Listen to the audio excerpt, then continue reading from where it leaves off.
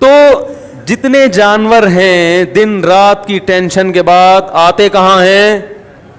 ٹھکانے میں، آشیانے میں. انسان کے لیے بھی اللہ نے گھر بنائے ہیں. قرآن کے الفاظ ہیں جعل لکم من بیوتکم سکنا، کہ اللہ نے تمہارے لیے گھروں کو رہائش کی جگہ بنایا.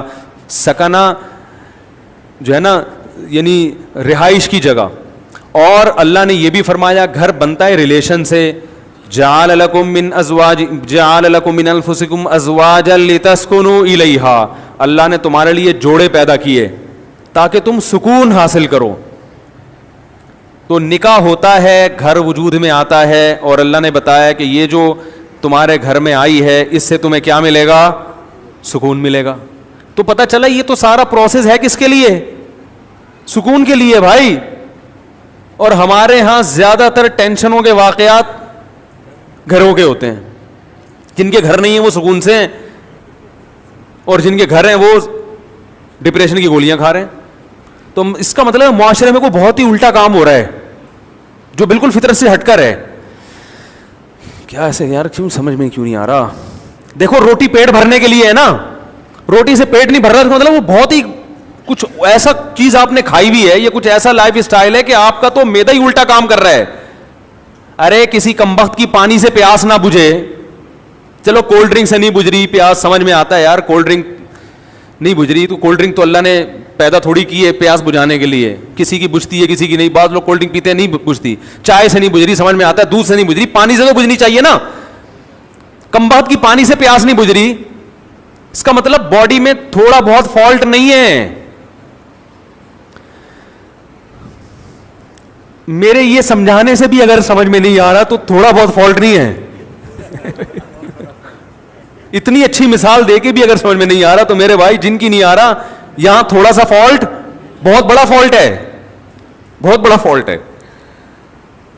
میں نے وہ بیان ریکارڈ کروایا تھا نا کہ عورتیں بچے پیدا کرنے سے صحت اچھی ہوتی ہے، خراب نہیں ہوتی. وہ پورا میں نے پورے ڈاکٹروں کی رپورٹیں بھی پیش کر دی جو نوبل پرائز ڈاکٹر ہیں یو کے کہ عورت کا حمل روکنے سے بیڑا غرق ہوتا ہے، موٹاپا آتا ہے. اس میں بھی میں نے یہی دلیل دی کہ جو چیز نیچر ہے وہ صحت کے لیے اچھی ہوتی ہے، خراب تھوڑی ہوتی ہے. وہ میں نے کل اپنا کلپ دیکھا، اس کے نیچے جو لوگوں نے الٹی سیدھی باتیں کی ہیں.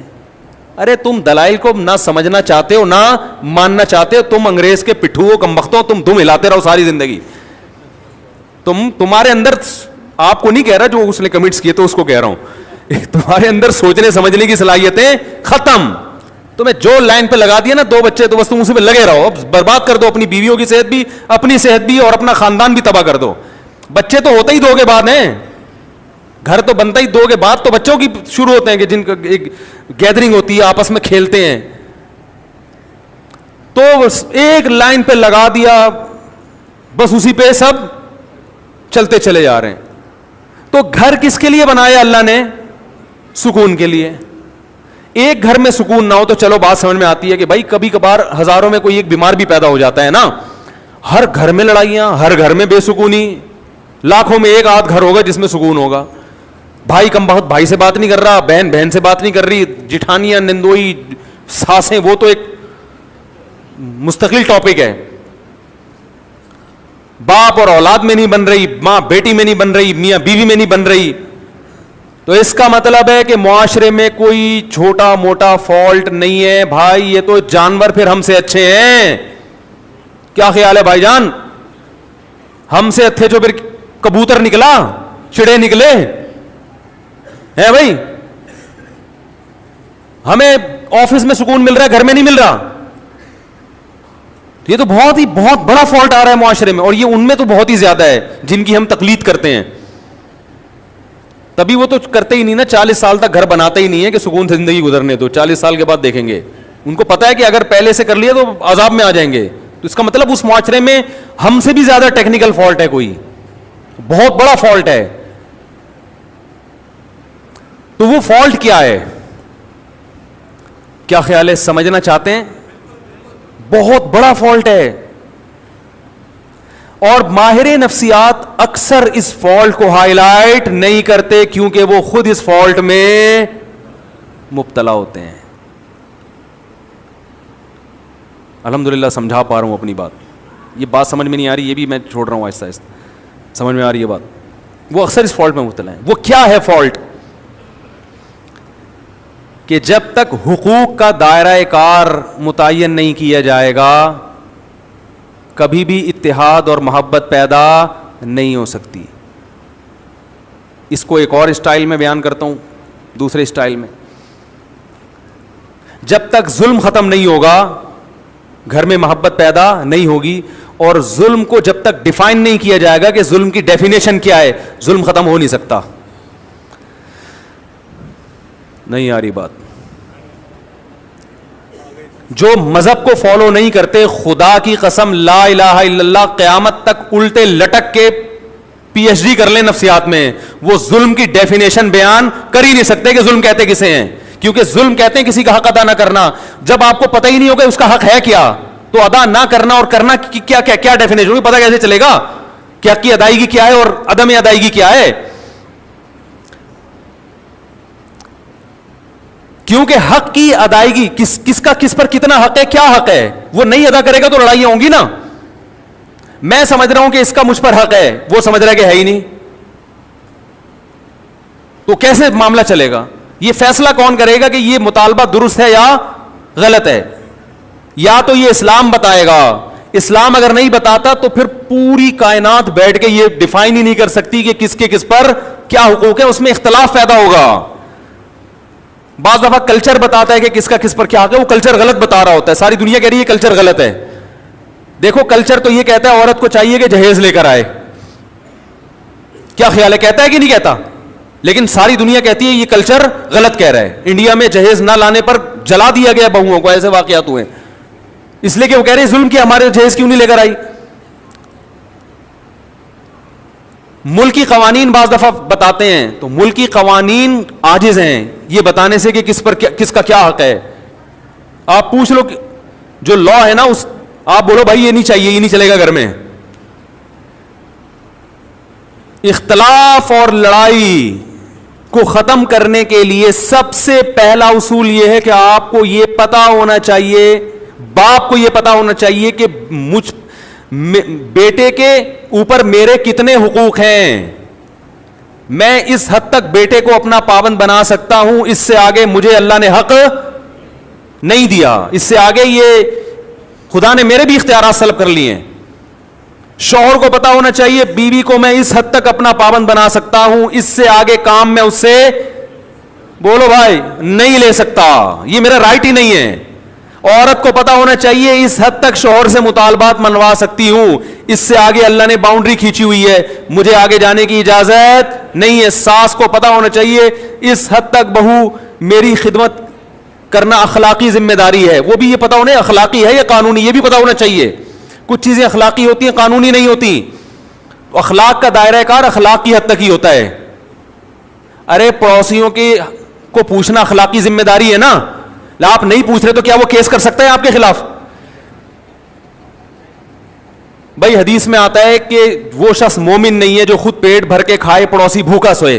لیکن آپ پیٹ بھر کے کھا رہے ہو, پڑوسی بھوکا سو رہا ہے, گناہ ملے گا قیامت میں, لیکن اس بیس پہ پڑوسی آپ کے خلاف کیس نہیں کر سکتا, لڑ نہیں سکتا آپ سے. وہ حدیث میں تو آتا ہے تو پیٹ بھر کے کھا رہا ہے اور جو ہے نا میں بھوکا ہوں, اب گریبان پکڑ لیا, تو یہاں ظالم کون ہوگا؟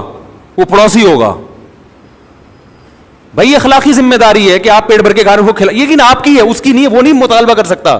کچھ چیزیں اخلاقی ہیں, لیکن ہمارے ہاں کس کا کیا حق ہے یہ یونیورسٹیوں میں نہیں پڑھایا جاتا. ماہر نفسیات کو پتہ ہی نہیں ہوتا کہ حق کیا ہے, تو بیچارہ گائیڈ کیسے کرے گا؟ ہائے ہائے کیسے سمجھائیں. ماہر نفسیات بیچاروں کو پڑھا ہی نہیں, ہوتے اسلام پڑھیں گے تو پتہ چلے گا نا. انہوں نے تو گورے کو پڑھا ہے, گورے کو خود نہیں پتا, وہ اپنے گھروں میں سکون پیدا کر لیا. یہ نفسیات پڑھ کر آ رہے ہیں جرمنی کی یونیورسٹیوں میں, اور وہاں سے سیکھ رہے ہیں کہ گھروں میں جوڑ کیسے پیدا ہو. جنہوں نے ان کو پڑھایا اس پروفیسر سے پوچھو کہ تمہارے گھر میں جوڑ ہے, وہ کہے گا میرا تو گھر ہی نہیں ہے, اور اس لیے نہیں ہے مجھے پتا تھا گھر ہوگا تو پھٹے ہوں گے. تو ہم نے کہا بھی 55 سال میں کریں گے شادی, وہ تمہیں بتائے گا گھروں میں جوڑ کیسے پیدا ہو. یار کیا تو رینجرز کا کیس ہے بھائی, خطرناک کیس بنانے والا ہوں آپ کے خلاف. سارے مسائل یہاں سے کھڑے ہو رہے ہیں, گھروں میں جھگڑے, لڑائی, دفتروں میں. بھائی آپ کو پتہ ہی نہیں ہے کہ میں کہاں تک جا سکتا ہوں. دیکھو فوج میں پھڈے کم ہوتے ہیں, پولیس میں بھی, تھانے میں پھڈے کم ہوتے ہیں. وجہ اس کی یہ کہ ایک رنگ روٹ کو پتا ہے کہ آفیسر کی بات میں نے ماننی ہے, کن باتوں کو ماننا ہے اور کون سی بات ایسی ہے جو میرے اوپر لازم نہیں ہے. اگر کوئی آفیسر میرے سے گھر سے پوچھا لگوانا شروع کر دے تو یہ میرے اوپر, اور آفیسر کو پتا ہے کہ میں نے یہ شروع کر دیا تو میرے خلاف کیس بھی ہو سکتا ہے. تو پھڈوں کا ریشو فوج میں, پولیس میں سب سے کم ہے, کیونکہ قانون ہے, ان کو لکھا ہوا ہے کہ یہ ذمہ داری ہے. دفتروں میں بھی پھڈے اکثر کم ہوتے ہیں, کیونکہ باس کو پتا ہے کہ یہ امپلائی میرا کتنا تابع ہے, اس کو تنخواہ اس چیز ریٹرن میں لکھا ہوا ہوتا ہے کہ بھائی تجھے اس چیز کی تنخواہ مل رہی ہے, تو نے اتنے بجے آنا ہے, یہ کام کر کے دینا ہے, کرے گا تو میری بلا سے, تو شکل کا اچھا ہے برا ہے بھائی, تجھے ملیریا ہے, تجھے ٹی بی ہے, تجھے کیا ہے, تو نے پولیو کی ویکسینیشن کروائی ہوئی ہے کہ نہیں کروائی ہوئی, مجھے میری ہیڈ ایک نہیں ہے.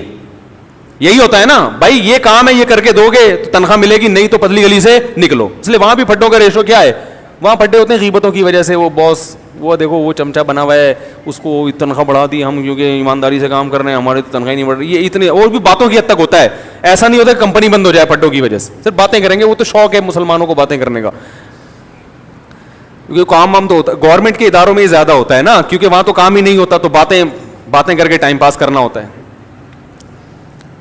لیکن گھروں کے جو پھڈے ہوتے ہیں وہ خطرناک, چاقو نکل آتے ہیں, چھریاں نکل آتی ہیں, 2 سال تک بھائی سے بات ہی نہیں کر رہا, طلاقیں ہو جاتی ہیں, بچے رول جاتے ہیں, ڈپریشن میں چلے جاتے ہیں. ہم نے نہیں دیکھا کوئی باس کی وجہ سے ڈپریشن میں گیا ہو. ایسے میاں بہت دیکھے ہیں جو بیوی کی وجہ سے, عورتیں شوہر کی وجہ سے, بہویں ساس کی وجہ سے, ساس اپنی ساس کی وجہ سے. آپ کہنے والے تھے ساس بہو کی وجہ سے, اب تک ایسی رپورٹ آئی نہیں ہے, وہ چھوڑیں بھی زیادہ. تو خود سمجھدار ہیں آپ لوگ. وہ ساس بھی ڈپریشن میں آتی ہے, لیکن وہ کس کی وجہ سے, اپنی ساس نے اس کو ڈپریشن کا مریض بنا کے دنیا سے گئی ہوتی ہے, تو وہ آگے پارسل کر رہی ہوتی ہے یہ امانت بہو کی طرف, کہ مجھے جو وراثت میں ڈپریشن ملی تھی وہ میں پوری کہاں ٹرانسفر کر رہی ہوں, بہو کو. اب جب جھگڑے ہوتے ہیں ساس بہو کے بہت, ہم کہتے ہیں بھائی الگ کرو, تو ماں باپ پھر غیرت کے تانے, ہم نے دودھ پلایا جوان کر دیا, الگ ہو رہے ہو. حالانکہ یہ ماں باپ کا رائٹ نہیں ہے, یہ آپ کا حق ہی نہیں ہے. بیٹا جوان ہو گیا, بالکل الگ رہ سکتا ہے, وہ نہ رہے اچھی بات ہے, ساتھ میں جو برکت ہے وہ الگ, لیکن یہ وہی ہے اخلاقی کچھ اور چیزیں ہوتی ہیں. لیکن پڑوسی گریبان تھوڑی پکڑ سکتا ہے آپ کا کہ بھئی حدیث میں آتا ہے تو مجھے کھلایا کرو, تو کھلاؤ. تو ماہر نفسیات سے گزارش ہے, جب لوگوں کو موٹیویٹ کیا کریں. کچھ اچھے بھی ہیں الحمدللہ, ہر جگہ اچھے برے بھی ہوتے ہیں, اچھے تو سارے ہی ہیں, لیکن بہت سی چیزوں میں بیچاروں کے پاس خود گائیڈنس نہیں ہوتی, گائیڈنس نہیں ہوتی. وہ انگلش کے الفاظ گھما رہے ہوتے ہیں ایکچولی یوں وغیرہ وغیرہ, مجھے تو اتنی انگلش نہیں آتی. تو بات صحیح ہونی چاہیے, چاہے انگلش میں ہو یا اردو میں ہو یا پنجابی میں ہو. لوگ زبان کو دیکھ رہے ہیں آج کل, اسٹائل کو دیکھ رہے ہیں, باتوں کو, کیونکہ فلموں کا دور ہے نا, ڈراموں کا دور ہے, جس کے اسٹائل اچھے ہیں لوگ متاثر ہو رہے ہیں, بات کو تو دیکھ نہیں رہے. بات بھی ہو اسٹائل بھی ہو پھر مزہ ہے. کیا خیال ہے, بات بھی ہو اور اسٹائل بھی ہو, اور اگر اسٹائل نہیں ہے تو بات کو زیادہ فوکس کرنا چاہیے. اسٹائل کی اتنی ویلیو نہیں ہے, لیکن بات بہرحال صحیح ہونی چاہیے. تو آپ کو یہ پتا ہونا چاہیے کہ میرے ماتحت جو لوگ ہیں, میں ان کو اس حد تک پابند بنا سکتا ہوں, اس سے زیادہ شریعت نے مجھے حق بولو نہیں دی. یہ سب سے پہلے والدین پر آتا ہے. ہمارے یہاں پتہ ہے سسٹم کیا چل رہا ہے, جس کی لاٹھی اس کی بھینس. بیٹا فرما بردار ہوگا تو باپ اس کو نچوڑ لے گا, بولے کہ ہر بات مانتا ہے, تو اس کی یہی غلطی ہے کہ ہر بات مانتا ہے. کم وقت کہیں نو کر دے تو باپ بیٹے کے کو پورے معاشرے میں ذلیل کر دیتا ہے, میرا بیٹا میری بات نہیں مان رہا. ارے وہ ہر بات مان رہا ہے. ایک دفعہ ایک ابا آئے مجھے کہنے لگے میرا بیٹا یہ میرا, میں نے کہا یار ایسے بیٹے آج کل آرڈر پہ نہیں ملتے, اتنا نیک ہیں.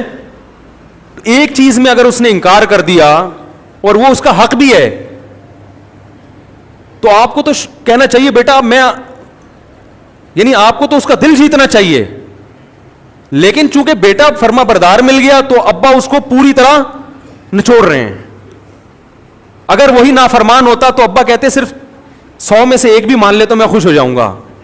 سیزن یہ چل رہا ہے, صحیح ہے نا, موسم چلتا ہے نا, ابھی آم کا موسم ختم, انگور آ گئے, تو سیزن ہوتا ہے نا, جب انگور ہے تو ہر جگہ انگور ہی انگور نظر آئیں گے آپ کو. اور یہی حال ابا کا ہے. جب تک ابا آپ کی مجبوری ہیں, آپ کے ابا بہت اچھے, پیسے نکلوانے ان سے, جہاں ابا کی ضرورت نہیں رہی وہاں ابا سے زیادہ ٹینشن والا آپ کے گھر میں. جب ابا بوڑھے ہوتے ہیں تو کیسا ستایا جاتا ہے ان کو, یہ ہمارے معاشرے میں اکثر ہوتا ہے. بوڑھا ہونے کی دیر ہوتی ہے بیچارے کی, وہ کھانستا ہوا بھی برا لگ رہا ہوتا ہے, ہر چیز میں وہ کیا لگ رہا ہوتا ہے, برا, یہ جائے گا کب. اور باقی حقوق کو اسی پر قیاس کر لیں تو یہ جو اللہ نے فرمایا ادخلوا فی السلم کافہ, مکمل اسلام میں داخل ہو جاؤ, اس مکمل میں یہ بھی ہے کہ آپ کو یہ پتہ ہونا چاہیے کہ سامنے والے کے مجھ پر کتنے حقوق ہیں. ایک چھوٹا سا واقعہ سنا کے بیان ختم کرتا ہوں. ہمارے شیخ مفتی رشید احمد صاحب بڑے بزرگ تھے, ہم ان کا بہت احترام, ان کے غلاموں کے غلام تھے, غلاموں کے غلام. میں نے حضرت سے کوئی بات عرض کی کہ حضرت کچھ ایسی بات ہے, کچھ گھر سے متعلق. حضرت نے وہ بات مشورے کے لیے کسی سے ذکر کر دی. تو میں نے حضرت سے عرض کیا, حضرت یہ گھر کی بات تھی, یہ باہر نہیں آنی چاہیے تھی. حضرت نے مجھ سے معذرت کرنا شروع کر دی, کئی غلطی ہوئی ہے مجھ سے, حالانکہ وہ بات کوئی ایسی نہیں تھی. اب اگر وہ یہ کہتے کہ میں چونکہ بزرگ ہیں, میں بڑا, میں نے کر دی تو کیا ہو گیا, ہم تو کچھ نہیں کہتے, کیونکہ اخلاقی ذمہ داری ہے کہ بڑوں سے اگر غلطی بھی ہو جائے تو معاف کرو. یہی ہے نا اخلاق تو اخلاقی طور پر تو شریعت ہمیں اسی کا پابند کرتی ہے. لیکن یہ ان کا بڑا پن کہ وہ جانتے تھے کہ بھائی یا اس سے آگے, حالانکہ کوئی ایسی بات نہیں تھی, لیکن جس سے کی وہ مجھے پتا تھا کہ میرا دشمن ہے. تو کسی کا راز فاش کرنا یہ باپ کے لیے بھی جائز نہیں ہے کہ اپنے بیٹے کا راز, بولو نا, فاش. باپ کے لیے بھی جائز نہیں ہے کہ اپنے بیٹے کی غیبت کرے, ماں کے لیے جائز نہیں ہے کہ اپنی بیٹی کی غیبت کرے. ہاں بیٹا ظلم کر رہا ہو باپ کے اوپر, واقعی واضح ظلم ہو, پھر اپنا غم ہلکا کرنے کے لیے اپنے کسی بہت ہی کلوز آدمی کو وہ اپنا غم بتا سکتا ہے, یا کسی سے مشورہ لینا ہو کہ بھائی بیٹے میں یہ جرم ہے, تو مشورے کے طور پر کسی ایسے آدمی سے جس کے بارے میں یقین ہو کہ یہ راز فاش نہیں کرے گا. آج دیکھا ہے باپ اپنے بیٹے کی برائیوں کو لوگوں کے سامنے بیان کر رہے ہیں, یہ غیبت ہے بھائی, یہ تو کسی غیر مسلم کی غیبت جائز نہیں ہے, تو بیٹے کی کیسے جائز ہو گئی, بہت مشکل ہے. بیٹے کی غیبت بھی جائز نہیں ہے, ماں کے لیے بیٹی کی غیبت بھی جائز, اور بیٹے کے لیے باپ کی تو اور زیادہ گناہ ہے. لیکن یہ گھروں میں ہو رہا ہے. جب بیٹا سنے گا کہ میرا ابا فلاں فلاں کو پکڑ کے میرے بارے میں برائیاں کر رہا ہے, تو اس کا مطلب پھر گھر میں سکون, بولتے کیوں نہیں ہو سکتا, پھر نہیں ہوگا. اس کے دل میں ایک نفرت کے جذبات پیدا ہوں گے. ہم تو یہی کہیں گے بھائی باپ ہے صبر کرو, لیکن بہرحال نفرتیں پیدا ہوں گی اور لڑائیاں ہوں گی. پھر جب باپ کو سمجھایا جائے اور وہ تکبر میں آئے کہ نہیں میں نے کر دی تو کیا ہے, اس کا مطلب فالٹ کہاں ہے, آپ میں ہے. سمجھ رہے ہیں ٹیکنیکل فالٹ کس میں ہے. اس لیے اسکرو پانے لے کے بیٹھا کریں, جہاں کہیں فالٹ نظر آ رہا ہے اس کو فوراً ٹائٹ کروا لیں, اور یہ علماء سے ٹائٹ ہوتے ہیں.